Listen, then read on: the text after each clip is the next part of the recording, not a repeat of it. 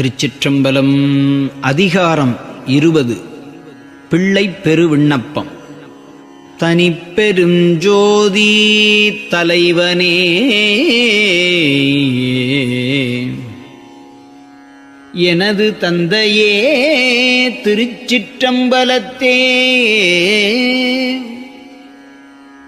கனிப்பெரும் கருணைக் கடவுளே, அடியேன் கருதி நின்றுரைக்கும் விண்ணப்பம்